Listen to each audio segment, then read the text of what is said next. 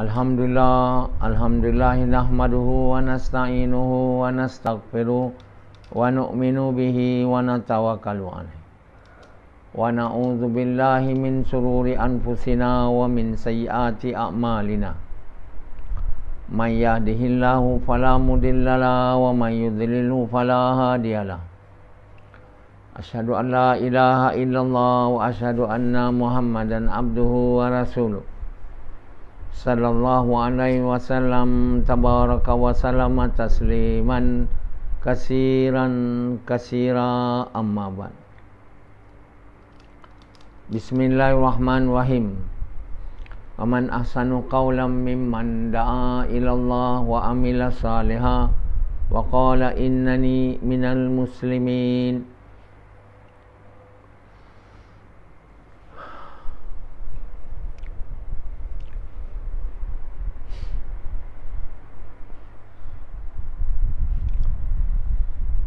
Tuan-tuan, bapa-bapa sekalian dan ibu-ibu sekalian,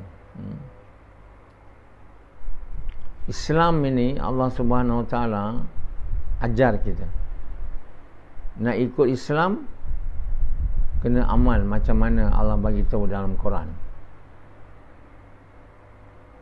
Nah, dan Quran tu perkataan Allah, dia bukan perkataan Muhammad. Dia adalah perkataan yang benar.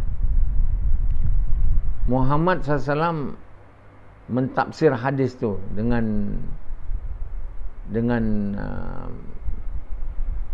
perbuatan Nabi itu dipanggil sunnah. Jadi sunnah Nabi ni ada yang fardu dan ada yang sunat. Yang Nabi tak buat, hukumnya tak ada sunat, hukumnya makruh. Dan makruh ni ada yang menghampiri haram, ada yang tidak. Makruh tahrimi menghampiri haram, makruh tanzih tidak menghampiri haram. Dalam hukum ni tak ada harus.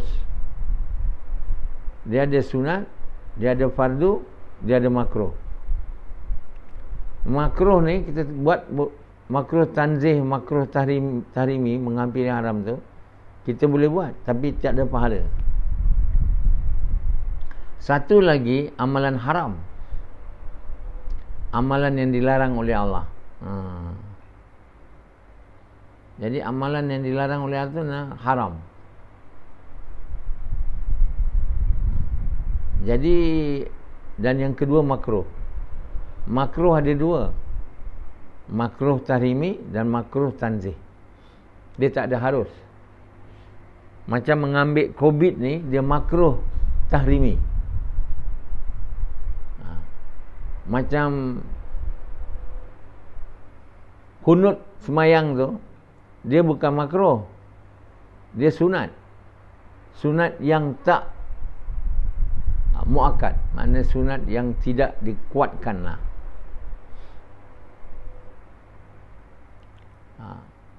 Tapi dia sunat sebab Nabi ada buat.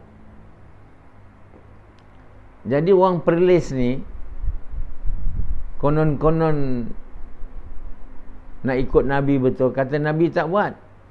Kalau Nabi tak buat, Abu Bakar pun buat kunut, Umar pun buat kunut, Osman pun buat kunut, Ali pun buat kunut subuh. Macam mana pula Nabi tak buat lah? Jadi perlis ni nampak macam memandai. Dia tak nak kunut, konon nak lebih sikit daripada semua orang Islam lain. Jadi orang yang tak nak kunut ni dipanggil Wahabi. Sebab orang sunnah wal jamaah ni ikut Nabi. Nabi semain subuh berkunut. Kunut ni bukannya makruh, dia sunat. Sunat yang tak dituntut. Dapat pahala kan? Kenapa tak nak kunut? Mungkinlah ada hari kita tak kunut sebab dia bukan fardu. Mana sekali-sekala kita tak kunut. Tapi lebih baik kita kunut. Dia sunat yang tak dituntut, tapi dapat pahala. Ini orang tak faham. bertengkar tak habis-habis. Kunut tak kunut, kunut tak kunut. Kerana apa? Kena banyak yang tak faham. Orang Perlis beria-ia, tempat lain tak suka orang kahwin 2, 3, 4 ni. Perlis boleh. Siapa nak kahwin 2, 3 datang Perlis. Macam-macam dia orang buat. Sedangkan hukumnya Allah kata kamu boleh kahwin 1, 2, 3, 4, tapi kalau kamu takut tidak berlaku adil, kahwin 1. Ini tak faham. Jadi minta isteri pertama tu setuju, itu untuk memastikan bahawa suami dia ni orang yang boleh berlaku adil. Kalau kahwin 2. Kalau isteri yang pertama kata tak setuju, dia tak boleh, saya pun tak cukup. Macam mana? Dia orang semua boleh tak minta izin bini pertama pergi Perlis. Macam Perlis ni kuat agama betul. Orang yang nak kahwin 2, 3 ni, pastikan awak ni boleh berlaku adil. Mesti bawa ke hakim kan, menentukan boleh ke. Jadi isteri pertama kena ada lah dalam pembicaraan tu. Kalau isteri pertama tak boleh, dia saya pun tak cukup makan, pakaian pun tak ada, nak kahwin 2 ke? Ada? Tak nak. Orang Perlis dia buat supaya semua dia orang yang nak kahwin 2 juga tak payah minta izin suami isteri pertama atau bincang.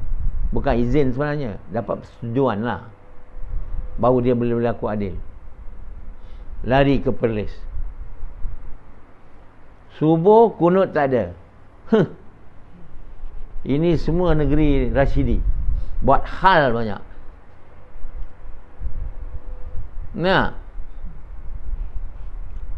Doa lepas semayang tu memanglah Nabi tak buat.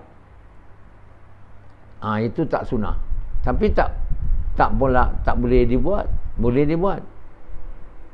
Jadi orang yang nak doa lepas semayang beria-ia, silakanlah. Imam tu pun tak paksa pula. Kamu segannya, kalau kamu tak nak, kamu nak amalkan sunnah Nabi, tak ada doa. Tapi yang nak doa, dia makruh lah. Makruh, bukan haram dia. Berdoa lepas semayang tu bukan sunnah Nabi, jadi dia makruh. Dia makruh tanzih.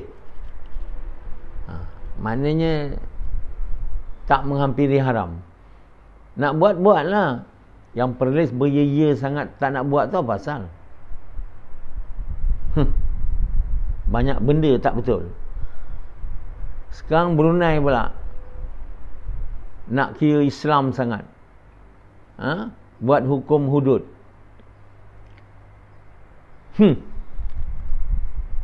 Brunei nak nama, last semua orang kutuk dia, tarik balik. Yang ada dalam Quran ni, yang saya tafsir, orang dalam surah An-Nisa, orang yang isteri ni ada hak, kata Allah, dalam harta peninggalan suami dia. Tapi bagi perempuan yang disabitkan dengan kesalahan zina ataupun lewitness and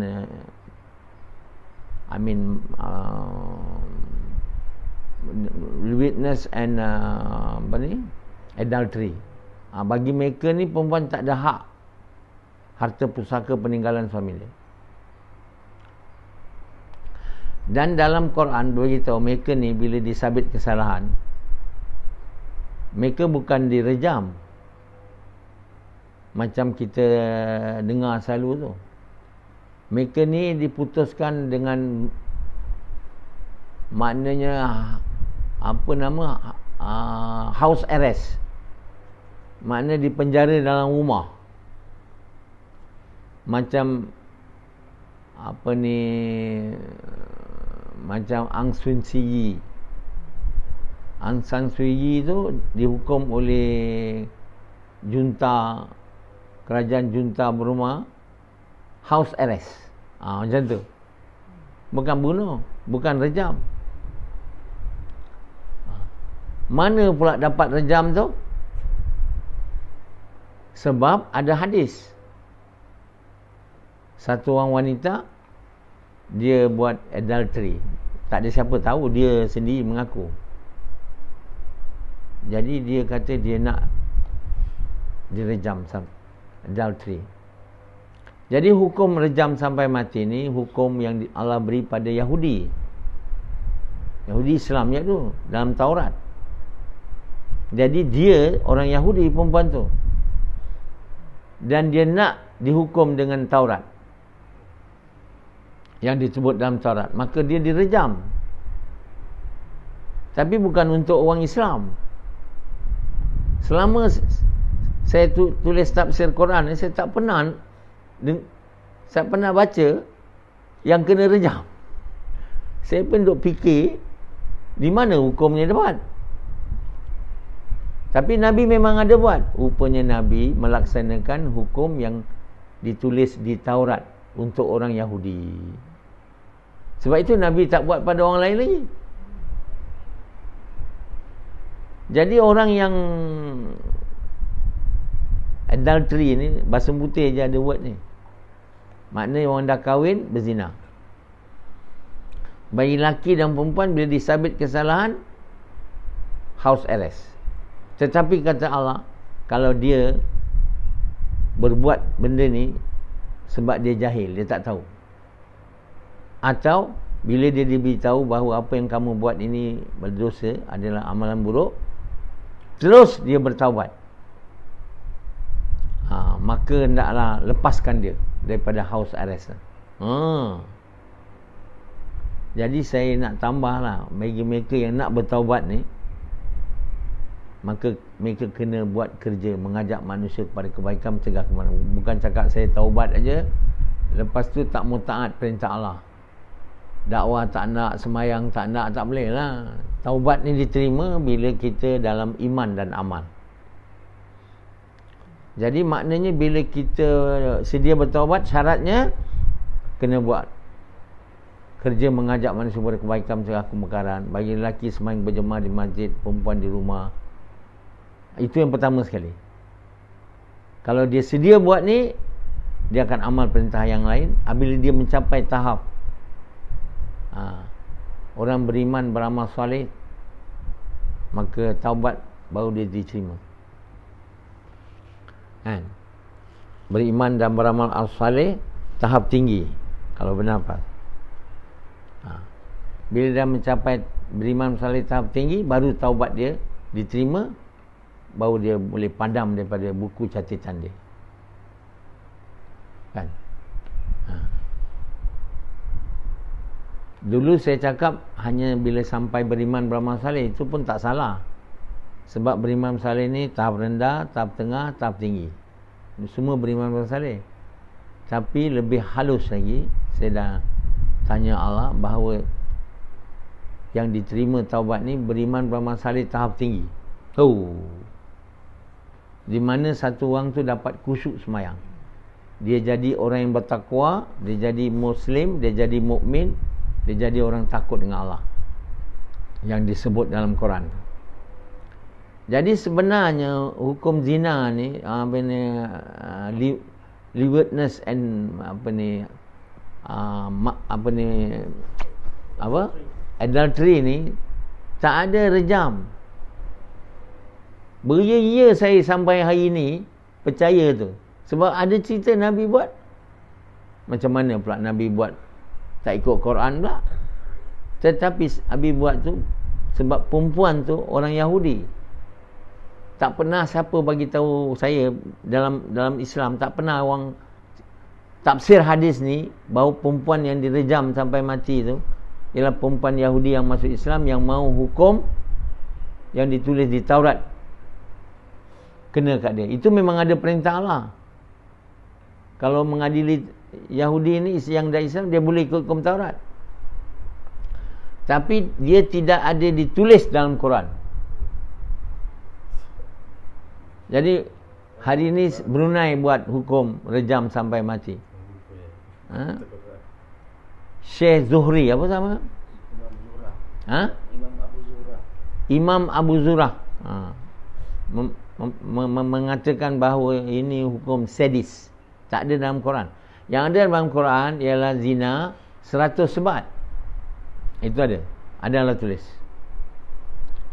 Dan bila mencuri potong tangan. Tapi kita boleh tambah lagi. Kalau mau bertaubat boleh lepas. Tapi dengan syarat. Dia mesti membuat kerja tak murur bil ma'ruf wa nahi munkar dengan cara Nabi, korban harta diri, dan dia mesti semayang. Dua perkara ni. Lelaki berjemaah masjid, perempuan di rumah. Baru taubat dia boleh diterima. Ini saya tambah dari pahaman saya.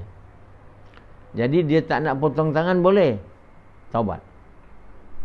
Macam hadis tadi, macam ayat tadi, kalau dia buat tu kerana dia jahil dan apabila dia diberitahu itu salah, dia sedia nak bertaubat.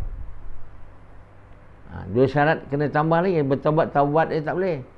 Kena buat kerja mengajak manusia kepada kebaikan, mencegah kemungkaran, taubat, kemungkaran dengan cara Nabi, dengan korban harta diri, dan kena semayang.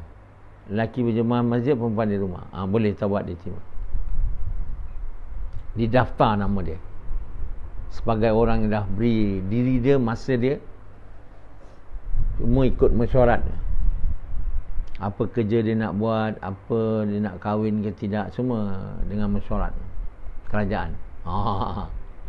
Baru dia boleh mencapai tahap beriman, beramal soleh, tahap tinggi, dan taubat diterima. Jadi tak payah potong tangan kalau masuk Islam. Yang kena potong tangan orang bukan Islamnya, kalau dia nak lah. Kalau dia tak nak, dia tak payah ikut undang tu. Dia masuk undang-undang konvensional lah. Orang bukan Islam, dia ikut undang-undang konvensional. Orang Islam, dia ikut undang-undang Islam, Quran, dan dia ada ruang taubat. Potong tangan tak payah, 100 sebat tak payah. Itu bagi orang Islam yang nak ikut hukum Islam, dia pergi mengadari dia ke hakim. Tapi yang tak nak, senyap-senyap je lah. Tapi dia tak nak buat kerja dakwah, dia tak nak semayang, terus buat. Ini orang Islam yang tak nak taubat. Ya, jadi mereka yang tak nak taubat ni, kata Allah, Allah tak nak maafkan dia. Yang nak bertaubat bila dekat nak mati je. Jadi orang yang tak nak mengadu, yang saya dah berzina, saya sekarang nak 100 sebat tapi saya tak nak, saya nak taubat. Dia terima. Dia betul-betul buat. Yang orang Islam yang tak nak bagi tahu, diam aja, dia orang tak nak taubat, kan? Bila masa nak buat lagi. Nak buat lagi sampai nak mati baru taubat. Ini taubat tak boleh. Ini taubat tak boleh terima. Tahu? Ada faham sekarang? Jadi Islam tu hukumnya bagus. Kalau macam ini, banyak orang bukan Islam nak masuk Islam. Dan banyak orang bukan Islam memang tak nak kena masuk court, saya dah berzina, tak ada. Tak ada siapa pun. Mereka biarkanlah. Mereka berzina, adultery. Mereka tak nak dihukum. Nak dia orang dihukum. Tak ada, senyap aja. Jadi buatlah. Dan kau tak nak dihukum. Buat apa kau nak dihukum lah. Tapi kalau mencuri, orang bukan Islam kena potong tangan tau. Termasuk rasuah. Jadi dia orang nak mengelakkan tu masuk Islam. Yang mencuri tu. Yang berzina tu dia tak nak. Dia orang tak nak. Dalam hukum konvensional tak ada. Zina lebih-lebih lagi suka sama suka. Kalau dirogol lah itu zina. Dia ada hukum dia konvensional. Maksudnya yang hukum normal lah. Islam kalau rogol kau sendiri cakap saya dah dirogol. Lepas tu siapa rogol kau? Kena test lah. Betul ke? Ada tanda DNA. Lepas tu buatlah apa hukum. dia nak 100 sebat. Tak nak, dia bilang. Kau yang perempuan tak kena, yang merugul tu kena. Kalau betul. Tak nak. Tak nak, buat taubat lah. Kalau tak nak taubat, tak nak ni, ikut hukum yang diputus oleh hakim tau. Kena bayar diam, kena bayar compensation, dia call it, kerana merogol perempuan tu. Compensationnya ditentukan oleh hakim lah. Berapa kau kena bayar kat perempuan tu kau rogol. Jadi tuan-tuan bapa sekalian, banyak perkara orang tak faham. Hari ni saya pun tak baru faham. Selama ni ingatkan itu Allah suruh. Saya tak jumpa dalam Quran. Saya dah habis baca 2-3 kali ni. Kali ketiga ni. Pertama menulisnya, kedua editnya. Ni edit yang kedua. Masa yang pertama tu kita tak fikir sangat lagi. Yang kedua pun tak fikir lagi. Nak banyak benda nak dibaiki. Yang ketiga ni kurang sikit. Bukan senang. Seluruh umat Islam, masuk ulama'-ulama' dia, semua tak tahu perkara. Sebab itulah semua orang memandang Islam ni agama tak betul. Sebab kita sendiri tak faham Quran, dan kita sendiri tak amal Quran. Kita tak faham, kita tak pernah tafsir Quran ni dengan betul, dan dibaca oleh semua orang. Tafsir Ibn Katsir tu tak ada orang baca. Sama macam tak ada. Jadi tafsir yang saya buat ni, sebab itu saya dengan izin saya buat bahasa Inggeris, supaya semua orang boleh baca. Seluruh dunia. 84 kitab. Bukan senang punya kerja tu. Satu, nak tahu isi dia. Yang kedua, nak tahu tulis bahasa Inggeris tu, dengan bahasa Inggeris yang bukan bahasa saya. Kenapa saya nak buat juga bahasa Inggeris? Kerana supaya semua orang boleh baca. Kalau tulis bahasa Melayu, tak ada semua orang seluruh dunia boleh baca. Islam bukan untuk orang Melayu je. Islam untuk semua manusia. Jadi kena tulis bahasa yang semua orang boleh tahu.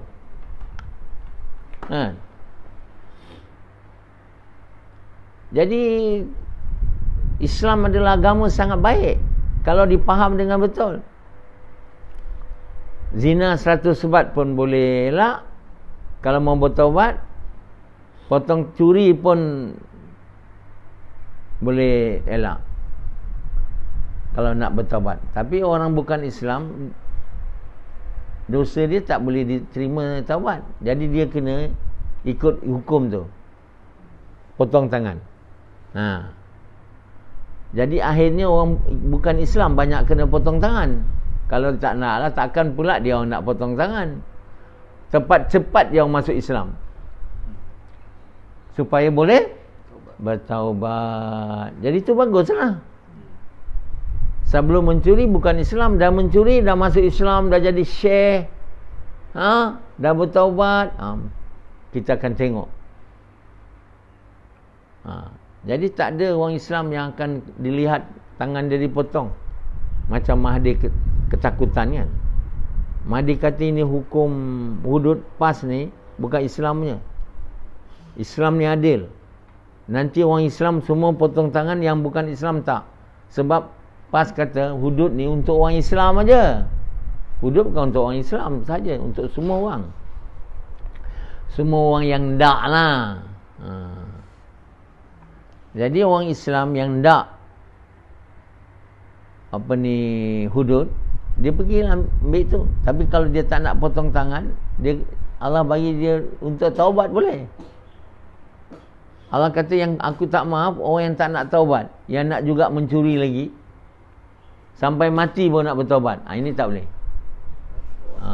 Jadi Islam tu maha baik, sangat baik, tapi tak dipahami selama ni sehingga kelihatan agama yang sangat ganas, kejam. Kejam tu sangat kejam, sangat sadis. Jadi tak ada orang yang nak masuk Islam ni. Kan? 100 sebab tu orang kafir memang tak nak. Dia pun tak ada nak mengadu pun, saya berzina. Dalam orang bukan Islam, kalau berzina ni suka sama suka, tak ada apa. Dia bukan satu kesalahan. Dan dia tak percaya akhirat, dia tak percaya neraka. So what? Orang Islam ni aja, kalau kamu berzina, kamu nak rasa mau bertaubat, saya nak dirotan 100 kali. Tapi saya tak nak, saya nak taubat. Boleh? Dua ada. Maknanya tak ada orang akan disebat 100 rotan, dan tak ada yang dipotong tangan di kalangan orang Islam. Bila dia orang semua mau memilih taubat. Dalam Islam ni dia ada taubat, sebab Allah Maha Pengasih dan Maha Memaaf. Yang ini tak difaham oleh orang. Allah ni suka kasih orang berzina pun kasih 100 sebat. Untuk apa Allah buat tu? Supaya dia orang ni bertaubat. Kalau nak lah. Jadi filem Semerah Padi tu, filem di berzina dengan Sadia, dapat hukum konon Islam lah, Semerah Padi. Dia kena sebat dalam main-main punya sebat kan, dalam filem tu. Ada tengok filem tu? Oh, itu kira hukum Islam betul masa tu. Kita tak faham.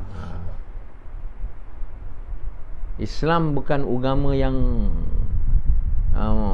dia agama Tuhan Maha Pengasih, Maha Penyayang, Maha Pemberi Maaf, Maha Penerima Taubat. Itu dia Islam, agama dia yang cantik. Dan bila Islam ni dipaham dan agama yang cantik, semua orang suka masuk Islam. Banyak dalam Islam ni hukum-hukum dia sangat bagus. Allah bagi tahu, jangan kamu memaksa, jangan kamu pandang rendah pada perempuan dalam Islam. Jangan kamu memaksa perempuan ni mengikut kehendak kamu. Ada tahu? Jangan kamu paksa perempuan tu melakukan sesuatu yang berlawanan dengan keinginan dia. Ada sebut, hendaklah kamu jangan bercakap kasar kepada isteri kamu. Hendaklah kamu bercakap dengan isteri kamu dengan perkataan yang lembut. Macam mana nak buat lembut ni? Maknanya, janganlah kamu marah dengan isteri kamu. Sebab kita tak akan bercakap lembut bila marah, betul tak? Allah beritahu dalam tu, jangan kamu bercakap kasar dengan isteri kamu. Macam Rashidi, tak ikut Quran, tak baca Quran. Tak baca Quran lah. Marah bini, paksa bini ikut kehendak dia. Itu semua tak Islam. Paksa anak kahwin dengan lelaki yang budak tu tak nak. Tak boleh Islam. Paksa anak jangan sekolah, pergi sekolah hafiz. Dah tu tak Islam tu. Paksa anak bertudung, tak boleh.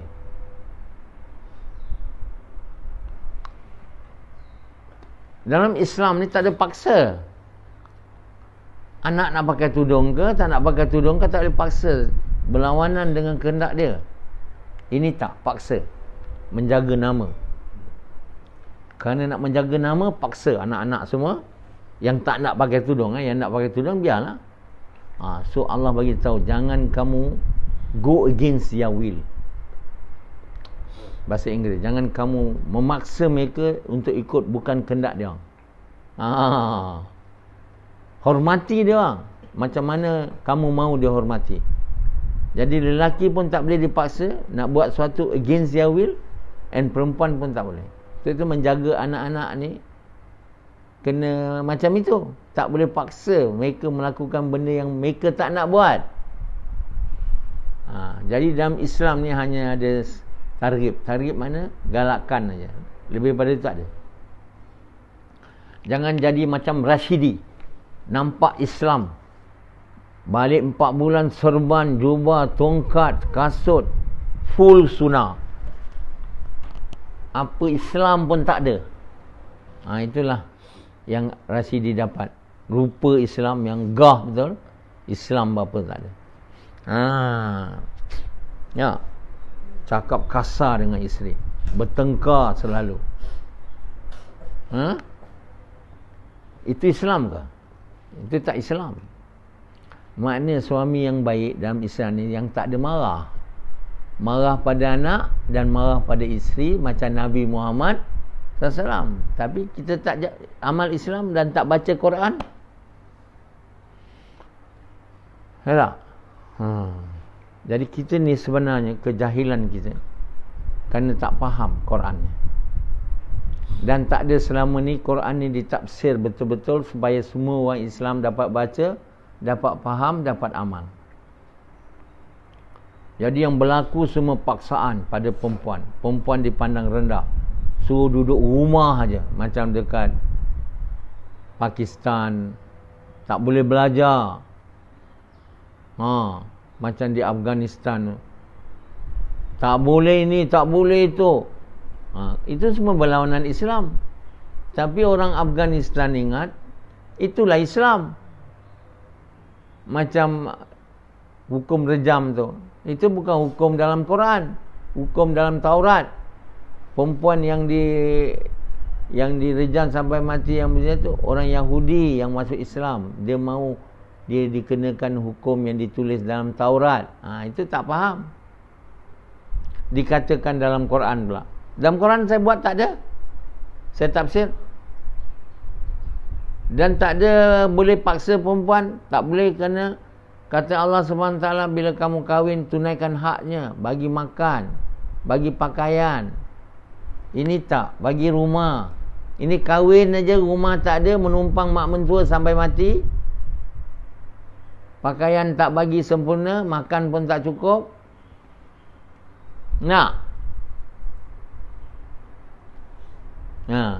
Jadi kata buat dakwah. Ada iman. Tak baca Quran, tak tahu apa yang betul. 1001 rahmat Quran ni dapat ditafsir oleh saya dalam bahasa Inggeris ni. 1001 rahmat. Tolonglah baca Quran tu. Ini dari Allah, bukan saya digunakan oleh Allah saja. Bacalah Quran tu dengan betul. 84 kitab, bukan sikitnya. Perlahan-perlahan baca, jangan cepat-cepat. Boleh dapat di Amazon.com, bukan boleh dapat kedai buku. Amazon.com, seluruh dunia boleh dapat. Google Play. Kalau tak nak belanja duit, tak payahlah nak tahu yang benar. Semua benda nak ada duit. Yang ini Quran nak beli tak payah. Ini kita pakai yang ni email aja. Cuba beli yang kitab je tu. Kan bagus sikit, lawa sikit. Ni tak nak melabur. Beli kitab tu supaya seluruh ahli keluarga baca. Kalau email tu tak boleh semua orang baca. Susunkan rapi 84 kitab. Satu kitab ada baca semua. Macam tu lah. Jadi tuan-tuan yang mulia, asbab daripada kejahilan ini, kita telah melakukan banyak kesalahan kepada seluruh manusia. Seluruh manusia dah tak faham Islam. Mereka semua takut Islam. Mereka semua tak mau. Mereka kenal Islam sebagai agama, orang-orang barat mengenal Islam sebagai agama barbarian tau. Sebagai agama orang yang tak bertamadun. What a mistake. Dan ini semua kesalahan kita yang tidak membaca Quran, tidak mentafsir Quran dengan betul, tidak buat kerja ta'murun bil ma'ruf wa tanhaun 'anil munkar.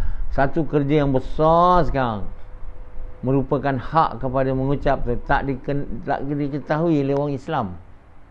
Lepas tu nak buat hukum Islam. Iman pun tak ada, Quran pun tak faham. Kerja mengajak manusia kepada kebaikan mencegah kebaikan bukan hukum hudud. Itu yang sibuk. Yang buatkan orang Islam ni ada iman, kalimah tu masuk dalam hati dia supaya dia dapat amal baik, tak dibuat, dipendam sampai ke hari ini. Saya yang pertama dengan izin Allah memberitahu kepada seluruh orang Islam seluruh dunia dan bukan Islam bahawa perintah yang pertama selepas mengucap ialah kerja mengajak manusia kepada kebaikan, mencegah kemungkaran dengan cara Nabi Muhammad SAW, dengan korban harta diri dan niat sukakan Allah. Pertama sekali, berapa tahun dah Islam ni turun ni? Sejak Nabi Muhammad 1500 tahun lebih kurang, masih tak tahu lagi yang nombor satunya. Padanlah Islam ni kelihatan seperti agama teroris, agama orang jahat. Ni semua salah kamu. Salah kamu yang tidak mau Allah, mau dunia saja. Salah semua orang Islam. Kerana nak dunia, apabila Allah telah beri dia Quran, agama Islam, pilih dunia. Jadi kesalahan ini kena dibuat dengan mula sekali bertaubat dengan sebenar-benar taubat, dan bangun buat usaha. Hari ini juga gas rumah ke rumah, pintu ke pintu, cakap tentang la ilaha illallah kepada bukan Islam, ajak mereka masuk Islam. Pada yang bukan Islam, pada yang tak Islam, ingatkan dia tentang maksud kalimah yang dia dah ucap. Beritahu dia hak pertama kalimah ni ialah menjalankan kerja, mencegah mungkar, dan semayang berjemaah bagi lelaki, perempuan di rumah. Okey.